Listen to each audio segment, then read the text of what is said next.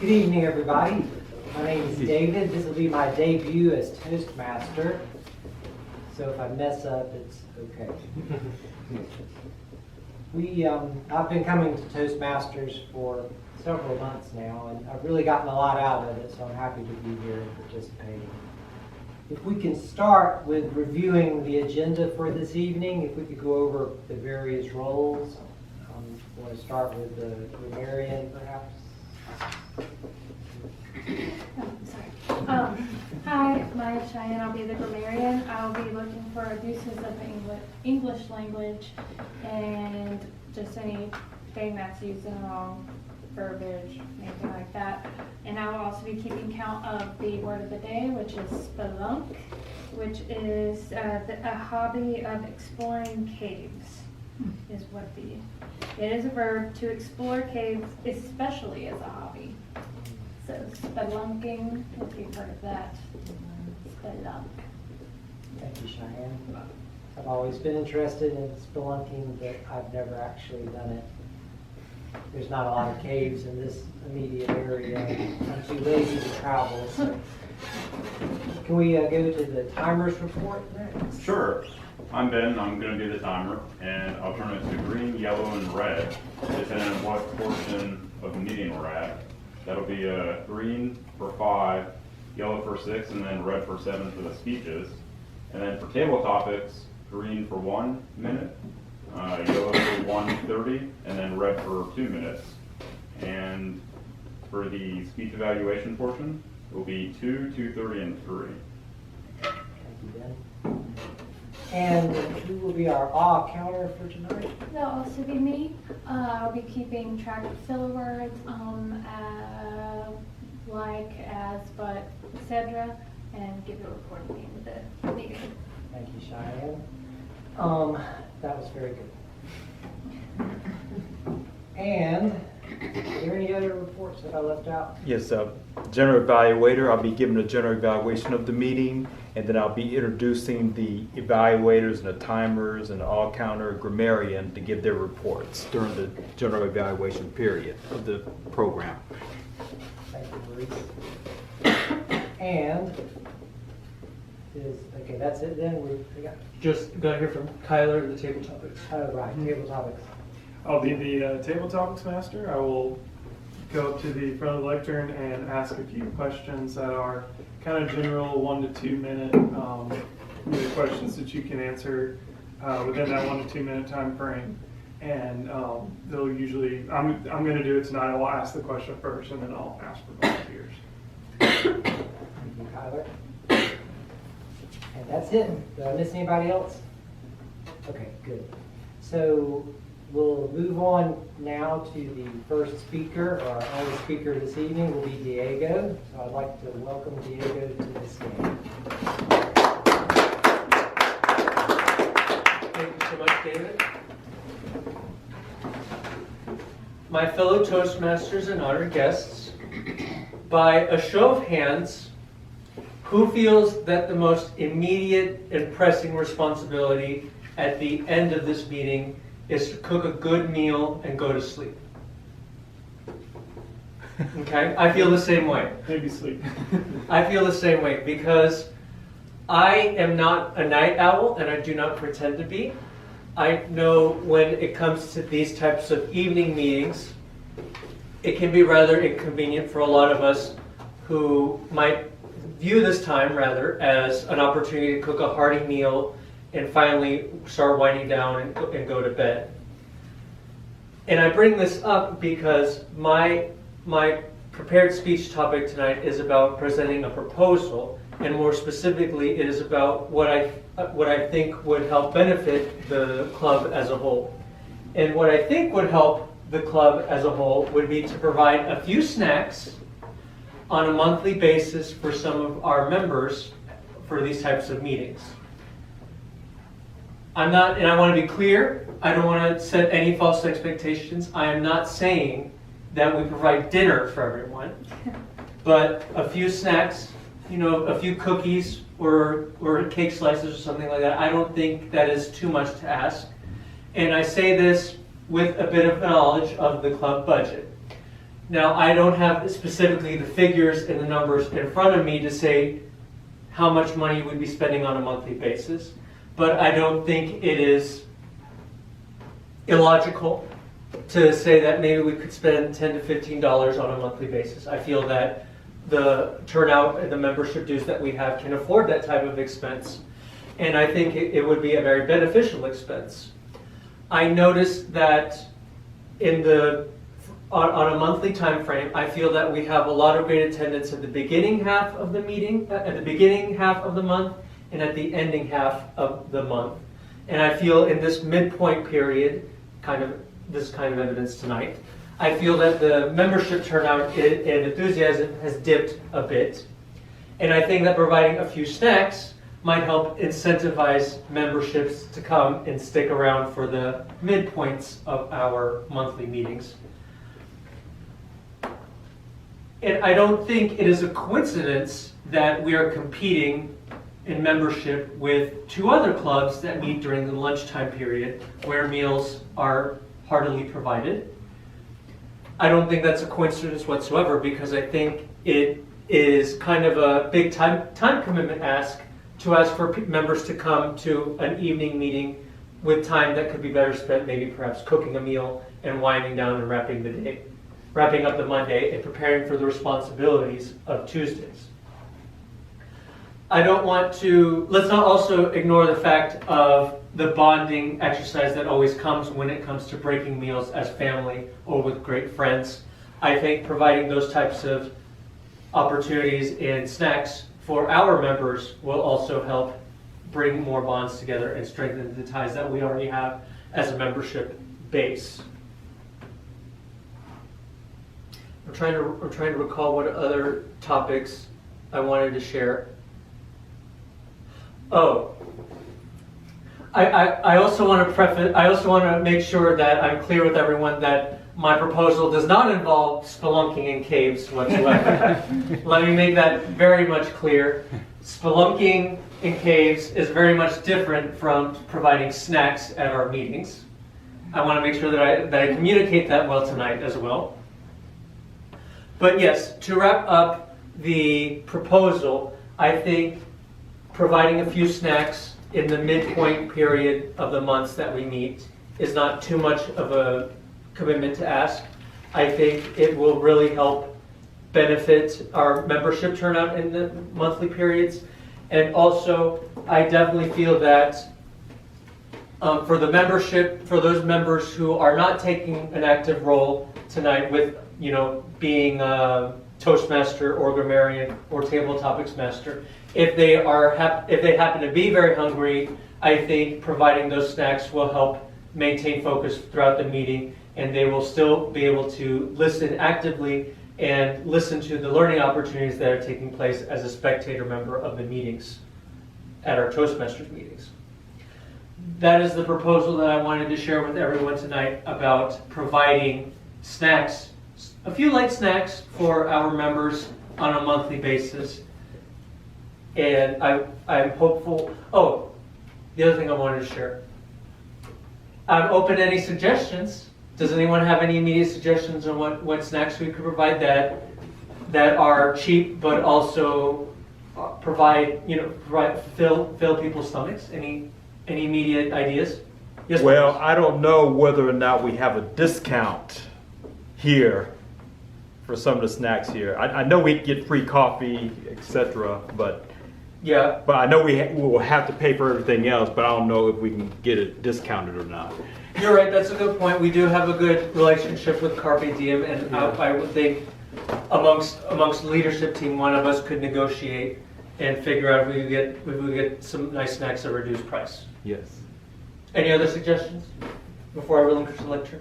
Carpe Diem, they have a food policy. I don't know if they allow outside foods to break on. That is a good point. Just Yes, it's important to be respectful of that. Yeah. Okay.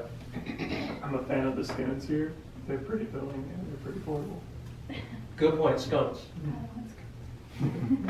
This is nice feeling like a pastry if you think about it. This is good. Great. We'll make sure we'll keep scones as a line item. All right, thank you all so much for listening to my proposal, and I'm going to relinquish the lectern back to David, our Toastmaster.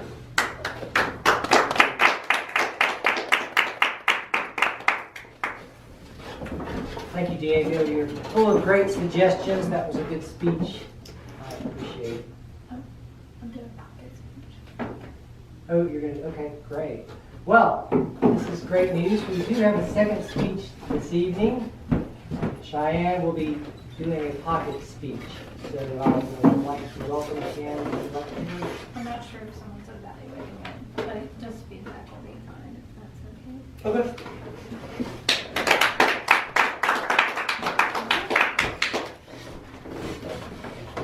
Hello, everyone. My speech is not about spelunking, although it would probably be more interesting. Let me just give you a little background on what I'll be talking about tonight. I work at the Spanish Fort Fire Rescue Station, and I'm the public education coordinator. So tomorrow we are going to the senior center, and we are giving them a little class about fall prevention, senior safety, and also it is National Heart Month. So we will be discussing heart attacks, symptoms, and what to do if you or a friend or family member is experiencing those symptoms. So, just a little pre-context on why I'm explaining this to you guys. So, I just thought I'd get some practice in, and so I can hear myself and hear how it goes. So, like I said before, it's National Heart Month. So, something that is inside of us, it beats, and we don't have to think about it. It does its own thing. Awesome. But one thing that we forget is that everything that we eat, everything we drink, everything we consume affects our heart. The foods we eat can cause plaque buildup. The alcohol does damage to our internal tissues. So with that in mind, just know about 800,000 Americans die a year with heart problems. And every 40 seconds, someone dies from a heart attack. Women are more likely to experience these types of problems than men. So I'm going to start by telling you some symptoms so you can know if you experience it or a friend or loved one is experiencing it. So one of the most common symptoms is chest discomfort, tightness, just a general pain that can extend into your jaw, arms, and also into your back. Another symptom is nausea, shortness of breath. The person may become clammy. Their color may change from pale to a gray color. This is because the body is going without oxygen, so as the blood is not pumping properly, you're not getting your proper oxygen, so you are going to change color. Another more obvious symptom is a sudden loss of consciousness. So, knowing these symptoms, what do we do? First thing is, a lot of people make the mistake and they say, I'll just wait and see if I feel better and then I'll call 911. The sooner that you call 911, the more likely you are to survive. If it turns out to be nothing, better safe than sorry. So we highly encourage you, any of these symptoms, please call 911. Just a warning with women. Women are more likely to experience what we call silent symptoms. So they may not even have the chest discomfort, the chest pain, but they'll just notice they're getting more out of breath, they are having disturbances in their sleep patterns, and then it just builds up until it is very obvious and it gets really bad. So like I said, don't wait to call 911 at the first start of the symptoms, especially if you've already had health issues. Please just call 911 when a first responder come and see you. So, let's say that you're in the moment, all these things are happening, you call 911. What do you do until then? Because there is a wait time. Response time is about 7 to 9 minutes before a first responder can get to you. So if you have a loved one who is experiencing these symptoms or yourself, I'd like to ask a volunteer to come help me. So what you're going to do is you're going to take the person, you're going to try to keep them calm. You're going to ask them to sit down on the floor with their legs out, And if you can, get a pillow and you're going to support their back. What this does is it takes the strain off the heart as the blood is trying to pump through. And then if also they lose consciousness, they'll be closer to the ground and they're less likely to get hurt in other ways. So like I said, support your back. If you have a pillow or a towel, put the pillow under their legs. All right, thank you. I'm not going to get an older person to sit on the ground. So like I said, it takes a strain off the heart. A lot of people recommend aspirin. We don't recommend that, just for a few reasons. If it's something that you've already discussed with your doctor and you know that you're at risk for a heart attack, maybe. But if you're having some kind of hemorrhage or bleeding, it will make it worse and it could be detrimental. Aspirin is a blood thinner, so if you know that you're at risk for a clot and you take an aspirin, then it could help break up that clot in your body. But like I said, if you're hemorrhaging and you don't know it, it's going to make that blood thinner and it's going to make it worse. So, like I said, you go on the ground, sit, try to remain calm. If you are with someone and they're having a heart attack and they do become unconscious, if you're able, start that CPR immediately. If you're in a public place or have one in your home, an AED, which is a defibrillator, it'll shock that heart back into a normal rhythm. And once you're doing your CPR and the first responders come, they can take over from there. We have a few things I would recommend before you even get in a situation where you're experiencing these symptoms. You can keep a key in a hidden place outside of your house, and the dispatchers will tell the first responders that there is a hidden key outside somewhere and they can get to you if you can't get to the door to let them in. Another thing we recommend is medical alert systems. Life Alert, they have stations where you can install in your home and pull them down. We also recommend bracelets or tags that let the first responders know of any pre-existing medical conditions or allergies or anything of that nature that may be detrimental when they're treating you. So, that is all I have, and happy National Heart Month, and thank you guys for listening.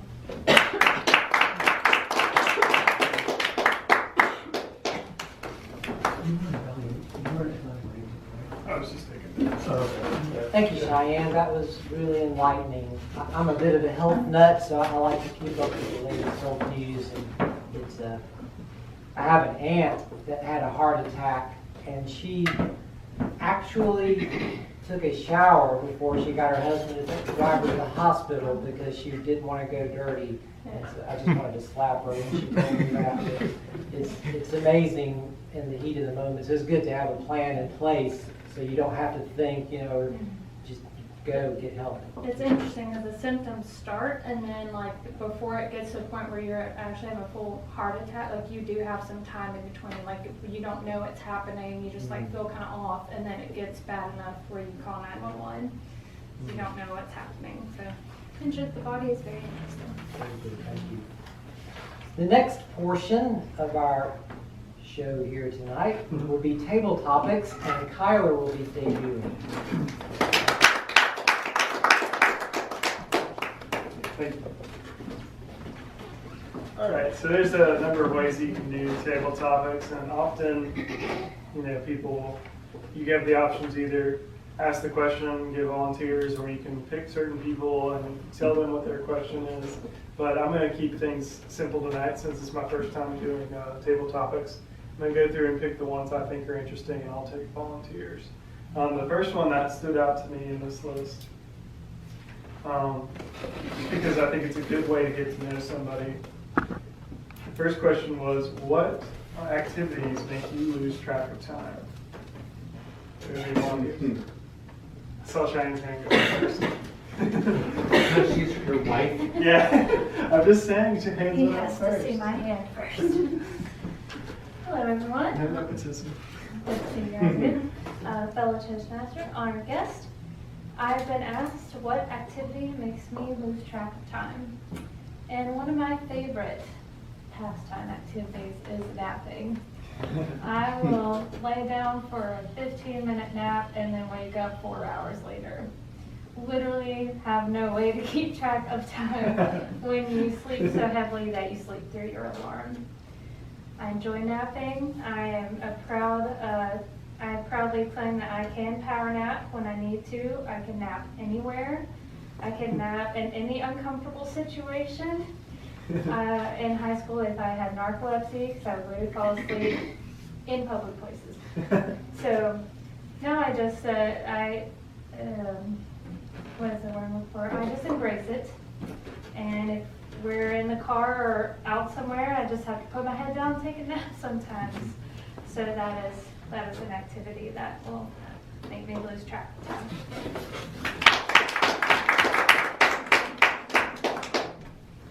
Thank you very much. I like the quote from John Lennon. That's like, if I remember correctly, it's wasted time is not wasted if you enjoy what you're doing. So, but I'm actually going to ask that question again because I want to know what the answer is. Thank you so much, Kyler, for giving me a great opportunity to share what activities make me lose track of time. I would say the activity I can speak to is hiking. Hiking is a very therapeutic activity for me. It's nice to be able to take a break from all the responsibilities and all the people that are stressing me out and go on a nice hike with friends and to experience peace and quiet. It also is very rejuvenating for me. It really reminds me of how important the environment is, and it really makes me keep perspective on what it is that I'm trying to protect and remind people about the importance of. If I had a hypothetical, and it's not too, I feel that another activity, by extension of me enjoying hiking, that would make me lose track of time is spelunking. I also think spelunking would be a very engaging activity that would make me lose track of time. I actually did spelunking many years ago once with many very skilled cavers, and I felt very small and very vulnerable in those moments. But I think if I were to go spelunking again with another group of people, I think it would be a very therapeutic and also a very great activity that would make me lose track of time. Thank you so much, Kyler, for the opportunity to use the word of the day again. It's been a good word of the day. That's right. It's just an interesting topic. So I feel the same way when I get outside. It's very therapeutic. I don't get to hike as much as I'd like to, but I end up like walking around my neighborhood and stuff like that, and just being outside. Like it's odd how calming it is to humans to just be outside. Like it's like you almost like you flip a switch. It's like you're supposed to be there. So I'm glad to hear you say that. So the next question I was going to ask is, which another one I thought was interesting, is if you had to teach something, what would you teach? It could be anything. It could be some, like a hobby, or it could be a subject in school, or maybe a college course. You have to teach something. What would you teach? Diego? Thank you so much, Tyler. I hope it's clear to everyone, due to my enthusiasm for chemistry, that the course I would not be teaching is spelunking. It would, in fact, be teaching chemistry. I think what really makes me passionate about chemistry is not so much understanding how it works, I'm not really interested in how it works. I'm more fascinated by its application of it and how it is used in the medical field, how it's used in the environmental field, how it might be used in the physics field as well. That's what I find fascinating about chemistry, and I see myself more and more becoming a chemistry professor at a university, because when it comes to receiving a graduate school degree in the sciences, you really have three options that are laid out before you. You can either join industry, you can join government, or you can join an academic institution. I feel that government work and industry work is very financially insecure because you have to become a very competitive grant writer and write grants and ideas that hopefully the government or some industry will say, I really like your idea, I'm going to fund you. But the appeal that I find with teaching is that there's always, every year, there's always going to be someone who needs to understand chemistry for a medical degree or for a chemistry degree. And there's a lot more financial security in that aspect that I find way more appealing. So to wrap up, I would be very interested in teaching chemistry because of its applications when someone understands the theory and the models of it very well. I'm going to return the lecture back to Kyla.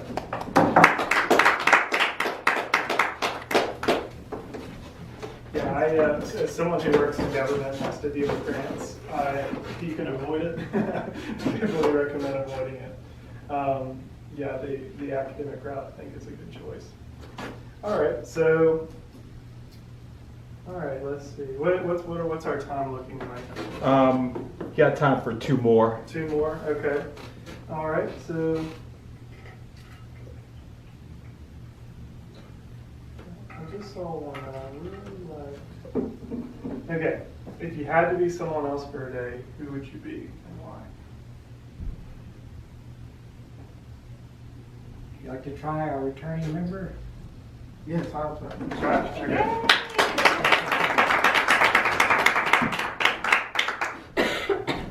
How you doing, brother? How everybody doing tonight? Thank y'all for having me. And the topic is, if I can be someone, who would I be? For one day. For one day? Oh, that's hard. If I can be someone for one day, I would be my mom. Because, you know, I never met anyone work as hard as my mom, like more devoted to her kids like my mom. And as someone that traveled the world, been to Africa, Jamaica a few times, I try to stress to my mom the importance of getting out, enjoying life. Because I never see her really do nothing but work. So I try to let her know it's way more to life than just working.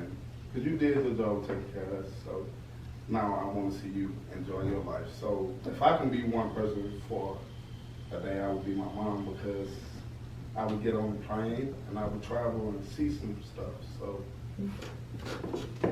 that's all I got right now. So thank y'all for letting me share.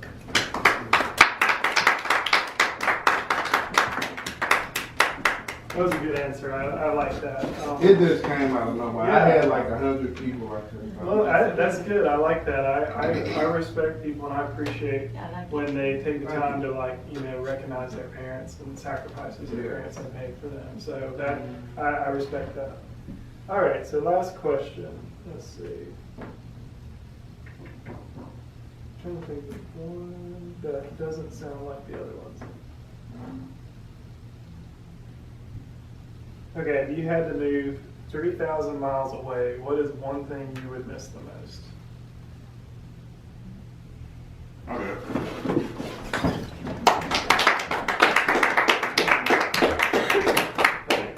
Hello, fellow Toastmasters. The question posed to me was if I had to move 3,000 miles, what would I miss? And in the Coast Guard, I move all the time.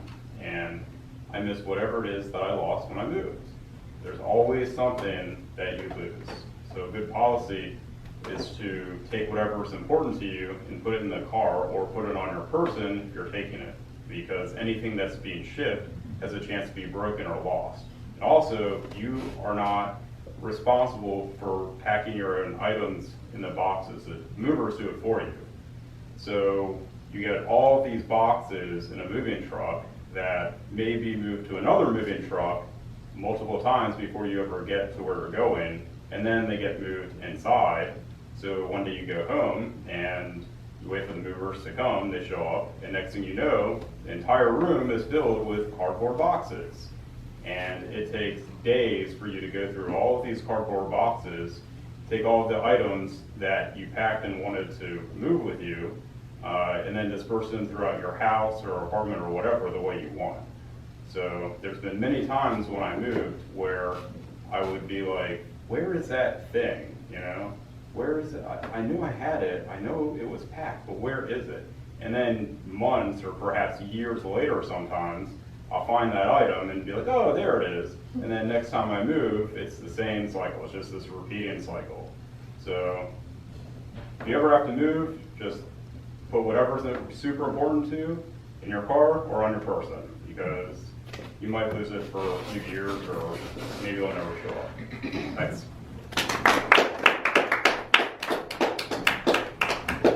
Thank you, I appreciate that.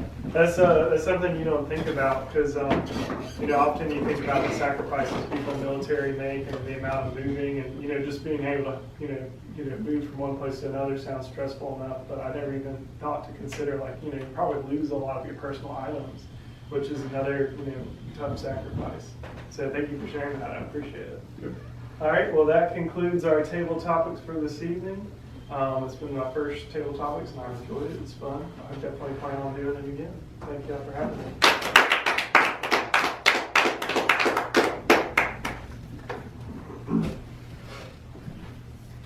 Thank you, Kyler. I thought you did very well for your debut. It's good to comment after people speak and just relate. It just kind of keeps the flow of things going. And I thought you did well with that. And I really like the answers and the people's talks tonight, so that was great. So the next segment is General Evaluator. Maurice will be coming up and evaluating or doing his thing with General Evaluator.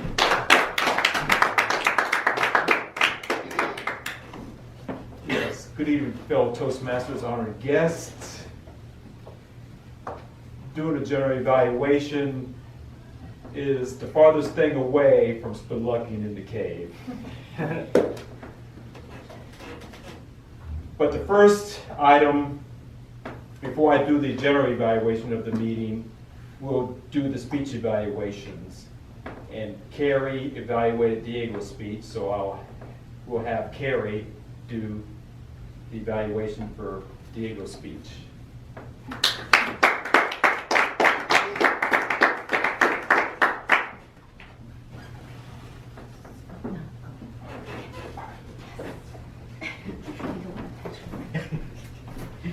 Good evening, Toastmaster, guests, and return member. I'm so happy to have you again here.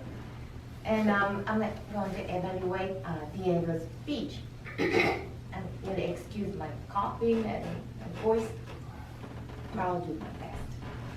Okay, his topic is very interesting, providing snack at a meeting. And I really like it, and his suggestion, all of us people's suggestion, I really like it. I do enjoy it. And then I'll talk about the specific. You're excellent at. What I really like is using today's word spelunk. It's hard to pronounce for me. Spelunk. In a very humorous way and funny way, and that really helped me to remind or memorize such a difficult word for me to pronounce. Spelunk. And also your speaking speed. And I remember the previous speech, an evaluator often pointed out your tone, your voice, and your voice is somewhat flat. But tonight I've seen somewhat more improvement. That means when you, especially speed, sometimes you stop or pause, or sometimes fast, or sometimes slow. And you use those speed different, very effective way. And the second, and the tone your voice, sometimes high, sometimes low, and sometimes loud. And that also, I see that somewhat improvement. And if you do more somewhat exaggerated, that would be great. But I definitely see the improvement. And your gesture was very impressive to me because they are matching your context, such as when you say we're bonding, you definitely tight your hands like this. And I really like it. And I really feel like all of us really bonded together. So the gesture was very, very effective too. And also, this is not really just moving the hands like this. And all the gestures are very meaningful. So that's a really impressive. And another is just also about the gesture, and it's not just a really small gesture. He really leaning forward and a big movement, so it's really easy for us to more. So his speech is not just the listening, also visualizing.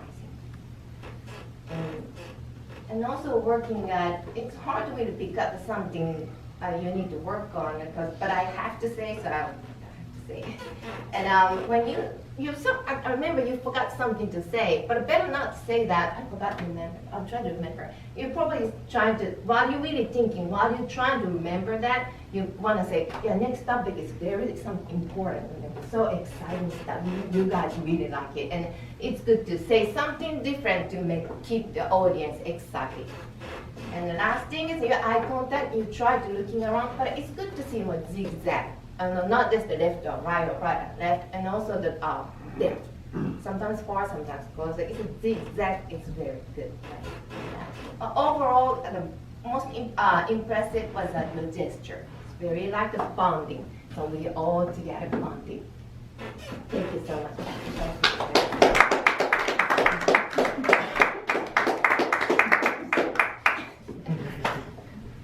All right, thank you, Mary. Did anyone evaluate? I did try a speech. Yes. We'll have Diego to evaluate Cheyenne's speech.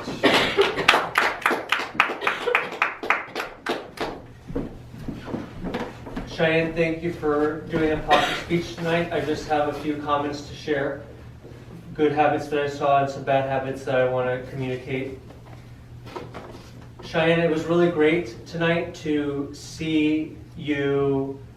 I was concerned at the beginning of the meeting, at the beginning of the speech, you felt kind of attached to the lectern. I didn't really see a lot of movement, moving left and right, or taking your entire body out of the view of the lectern.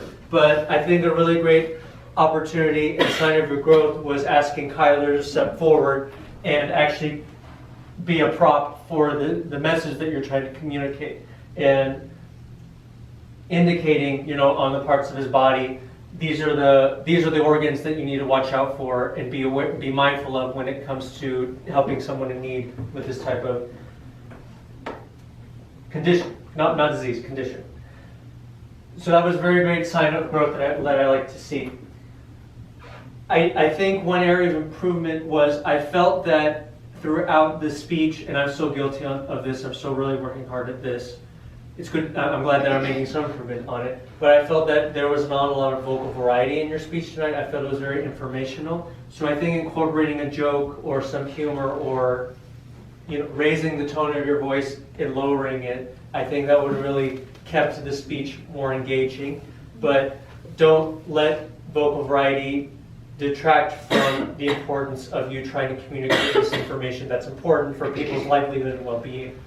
It was also very wise of you to incorporate statistics in sharing this condition with people to really set the scope and the importance of this type of problem. So that way people are more likely to pay attention to what other information you have to communicate with everyone.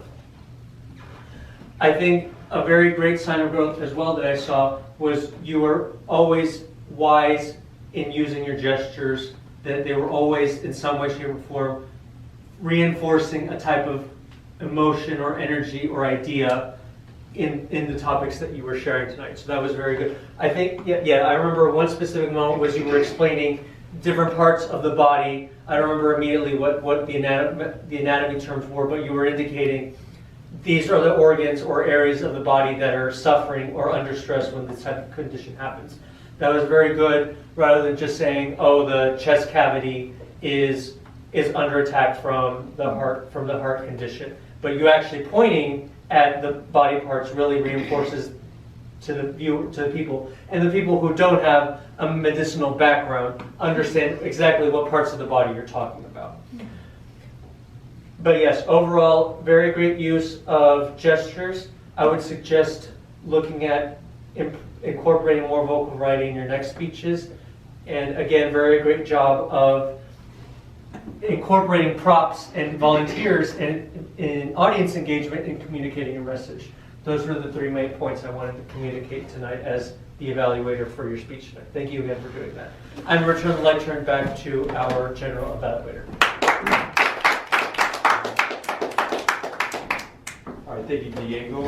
And Cheyenne, if you want that to count towards your level 1, you Okay. could just fill that, get the form. Just find out which speech you was doing next, and then just fill out that form and send it to her. Thank you for giving me that. At this time, we will have the timers report. Ben. Certainly. So I'm sorry, Diego, your first speech was a food. I forgot my job, and you said food, and I got distracted. So I totally failed at that task, my first task. I'm sorry. That's okay, it happens to the best of us. But I got the rest of them. Cheyenne, your speech was 6 minutes, 24 seconds. For the tabletop, Cheyenne again, 1 minute and 3 seconds. Diego, you're at 1 minute 44. Diego again, 1 minute 51 seconds. Donnie, 1 minute and 16 seconds. Myself, 1 minute and 41 seconds. And then for the valuation portion, Carrie, you were at 3 minutes 26 seconds. And Diego, you were at 3 minutes 21 seconds. Thank you, Ben. Yep. Next, we'll have the grammarians report and the all counters report with Cheyenne. Okay.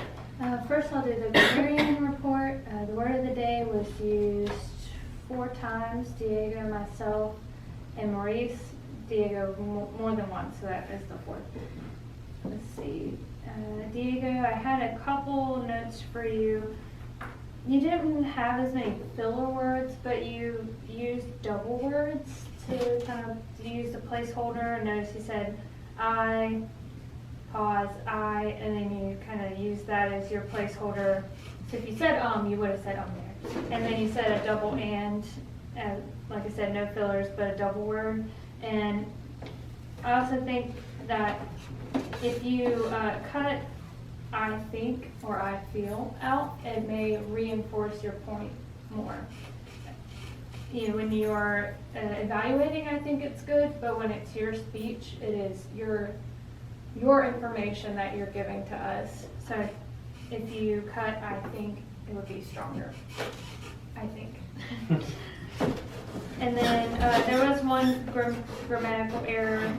You said, I didn't catch the middle of the sentence, but you started the sentence with and I see myself becoming it was your table topic, becoming a teacher, because when becoming it was a run-on and it started with and.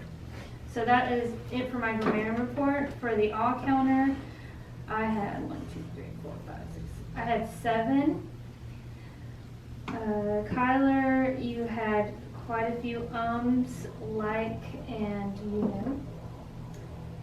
Donnie, you did so good on your table topic. You only had 1 which was awesome for going up there. And I loved your table topic, by the way. You would be someone else so that they could treat themselves. That is just like, that is awesome. Then you had 1 and 1 you know.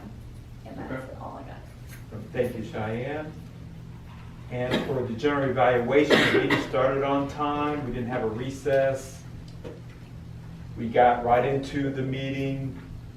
And Diego and Cheyenne, they had great speeches. Diego on proposing having a snack at least once a month, preferably in the middle of the month, because I guess that's the slowest part of the month for this club at least. And Cheyenne with the Senior Center, National Heart Month, safety, and medical attention for the senior citizens and for anyone, since you're in this Spanish Fort Fire Department? Yes. Yes, that was a great presentation of that. And everything else seemed to flow smoothly. I think we're on good time also. So that will conclude the general evaluation of this meeting, and I would like to relinquish the lectern back to the Toastmaster.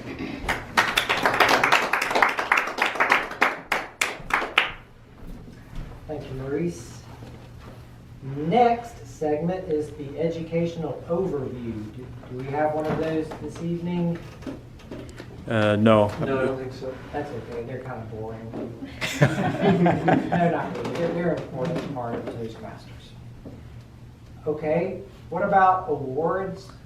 That's the next thing on the list. Not tonight. Awards, and then Do we start with the, do I turn it Well, back over? I'll take that back. Let me see something. Just right quick.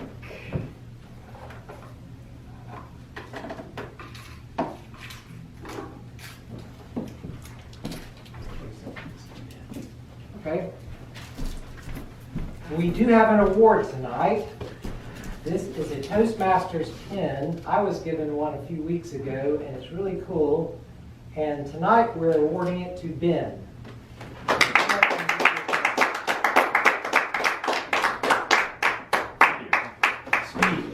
Speech. Feel free to say Speech. Thanks for having me here. You guys are very welcoming, and I look forward to working and speaking and hanging out with all of you at the meetings and such and eating your food. So it'll be good.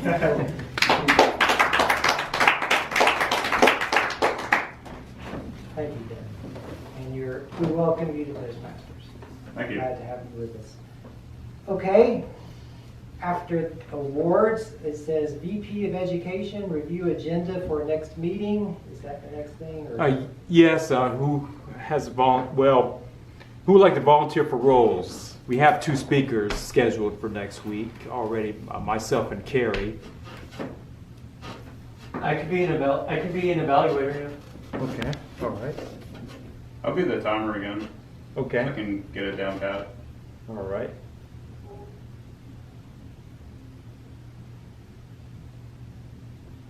I can do general evaluator. All right. Thank you, Cheyenne. Who's doing prepared speech next week? Myself and Carrie. Okay, great. And for the rest, we'll fill it in before the next meeting. And remember, even though officers input your names on Easy Speak, your name is still a question mark. You need to go into Easy Speak and sign in and say, yes, I'm committed to the role. Officers cannot just immediately assign someone on Easy Speak. It takes the member who's going to do that role to fully commit to that role. Yes, thank you. Very good. Thank you, Maurice. And next, do I turn it back over? Thank you all so much for coming to another meeting with Toastmasters.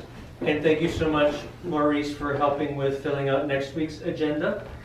If there are no other pressing matters, then I will adjourn the meeting. All right. Thank you all so much, and see you all next week.